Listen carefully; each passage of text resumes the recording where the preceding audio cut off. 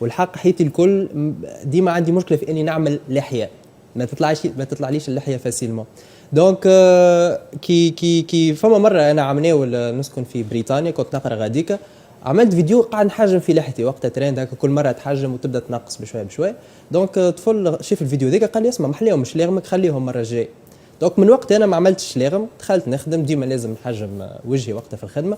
كي روحت في رمضان قلت اي برا تو نعمل تو نطول لحيتي، وفي نهار العيد تو نحجم مش لاغم.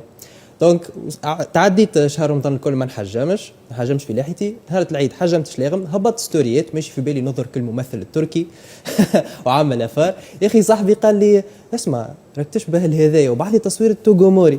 قلت له امبوسيبل، ما خطرتش لبالي. قلت له انت جبت لي فكره. الصوت اللي في الفيديو هذايا هو مقطع من تسجيل صوت توغوموري واحد الممثل الصوت نتاعو اسمه مروان فرحات، هو اللي يسجل الصوت. دونك نتفكرها اللقطه شفتها مره وانا على الانترنت، قلت اسمع نجم نعمل فيديو كيف من هكا بالضبط على الصوت هذاك.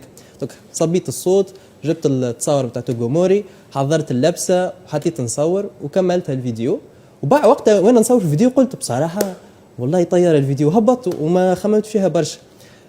وبداو لي كومونتير تشبه له عباد من العالم العربي الكل تحط في دي كومونتير، عباد يتبعوا فيهم ملايين يحطوا في كومونتير. دونك فهمت اللي اولا الشخصيه بالرسمي محبوبه تاع توغوموري، التمثيل والصوت ماشيين بالباهي، معناتها العباد يحسوا اللي انا قاعد نمثل.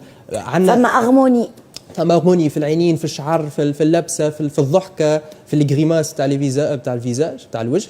دونك قلت اوكي برا خلينا نكمل، نزيدوا الفيديو الثاني، نزيدوا الثالث، نزيدوا الرابع، ونكملوا ونواصلوا معنا في السلسله هذه، خاطر العباد معناتها عجبتها.